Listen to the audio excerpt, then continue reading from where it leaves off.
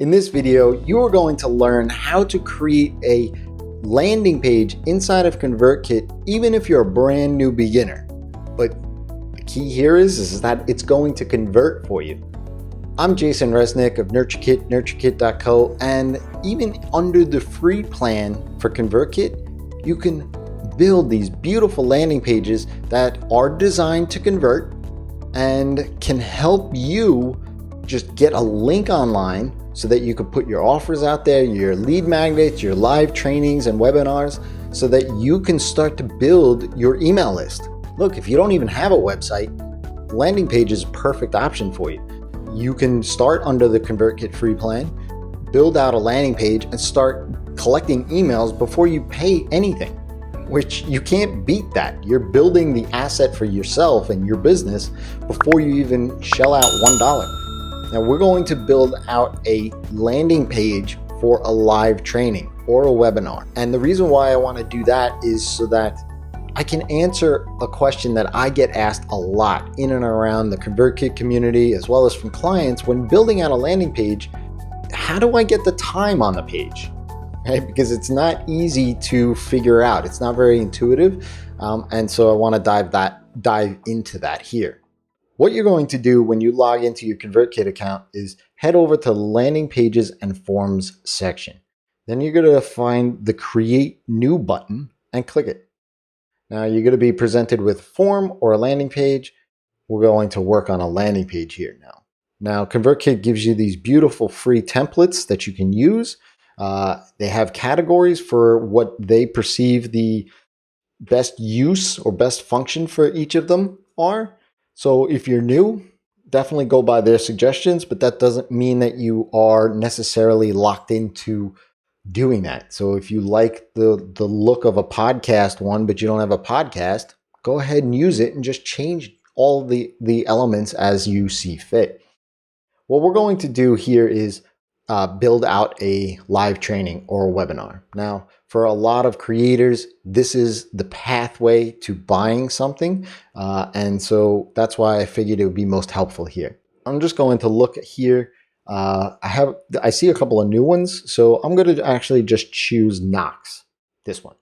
I like it. It seems like it's blue and orange. I'm a diehard Met fan, so let's go with it. This is a page that I haven't yet used before, but I'm going to change the name to LP, which is my prefix for landing page. I have a video on naming conventions if you want to go ahead and check that out. But I'm going to say webinar, and then we're actually going to do how to build a landing page.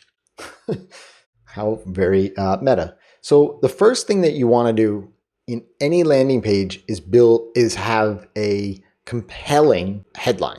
It needs to grab the attention of the visitor immediately.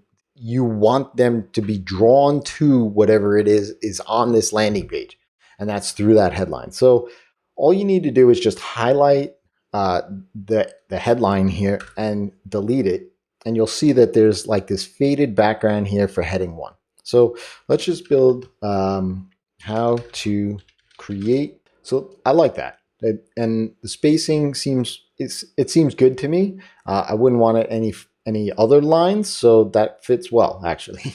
You could obviously change the font, the colors, everything in here. You would really just click into whatever it is that you want to change. You can see how things over here on the right side start to change based on where the cursor is. So it's easy enough to go ahead and change that. Once you create the headline, the next thing is you want to create a subheader, which could be 1 sentence or maybe 3 or 4 sentences that help support the headline, right? So let's just say learn the exact process. That's pretty compelling. Let's talk about the time section in a minute. But then the next thing that you want to build is the supportive material. Now, the supportive material is the images, the benefit-driven bullet points. It could be even more text on this page. Social proof, maybe a testimonial or something of that nature. Whatever it is that's going to help prove to the person that's reading the page that they're in the right place. Okay, so let's just say there's a free 7-step framework download with checklist. Okay, let's just say we have a program or a course that we want to sell, right? Early bird access to NurtureKit Vault, right? Ooh, that's interesting. What's that all about? Okay. And then let's talk about the images. So the images in and of themselves are pretty easy to swap out. All you need to do is click on the image. Over on the right side, click on replace, and you can actually use Unsplash, which is integrated. It's free images that you can use inside a ConvertKit. So let's just say conversion. So let's just say analytics, right? So what I'm looking for here is something that shows me growth. So let's just go ahead and select something here. Choose that. You want the form to be simple. And ConvertKit does a great job at just first name, email address. That's really all you need for any signups of anything.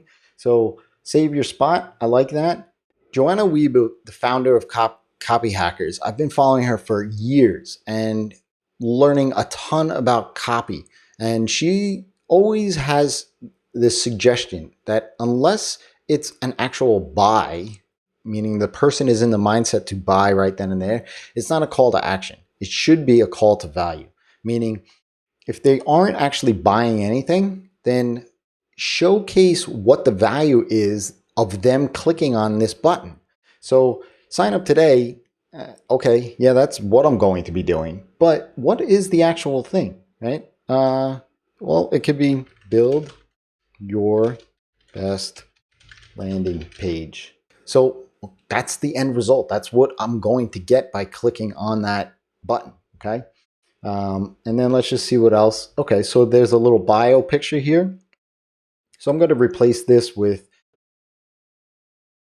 upload myself, taught by Jason Resnick.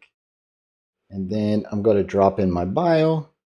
So that's perfect. Help coaches. Okay, I'm not going to do that there. And then that's it. The final piece is the time and the date, right? So if we click on this, you'll notice that it says select date and time of your event. Now, I'm not selecting anything. It's inputting, right? So one of the things that you can do for the date, which most people get, okay, if I put in the date, but now I get 12 a.m., I select my time zone, but how do I change 12? Well, this field actually takes a 24-hour clock as input for the time. So if it's 3 p.m., that would be 15, right? So you could see that it changes it to 3 p.m. If it's 6 p.m., well, then it would be 18, or 6:30 rather, it would be 18:30.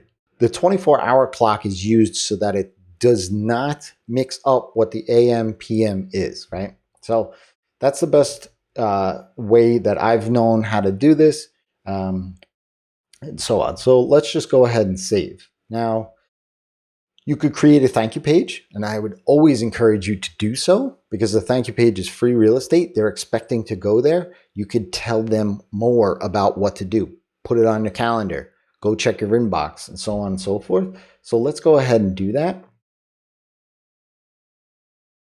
Now the thank you page, I wish it would just copy whatever it was, but it didn't.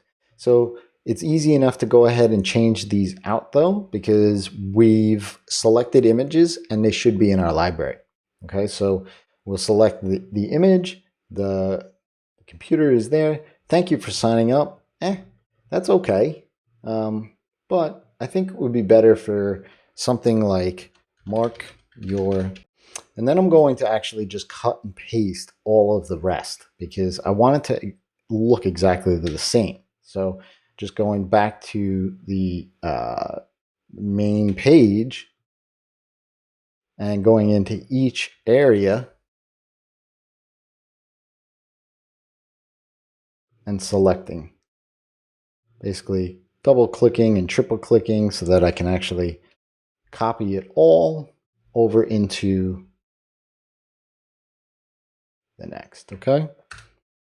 Same thing here. I'm going to change the image out, replace, taught by me. All right. And then I'm going to September 1st, 6:30, okay?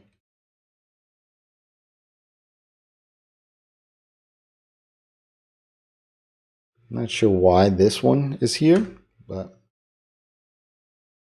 I don't want Jess there. No offense, Jess.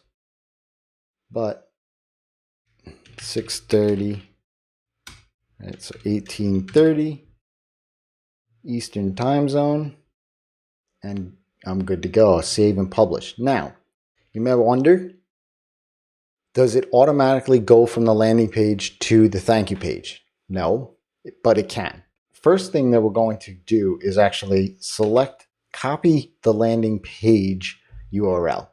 Now, the reason why we do that, so we can redirect it to the thank you page on the incentive email. Now, under the settings in general, you would change the show success message to redirect thank you page, and it understands that. And so then once we go in and change that, we're going to change the button action on the incentive email. And we do that simply by adding thanks to the back end of the URL. Now, if I go to that URL, you can see this is the thank you page. Okay, there's no other place unless you actually walk through the sign up to get that URL, but know that it's just the landing page URL / thanks, and that'll get you to that thank you page.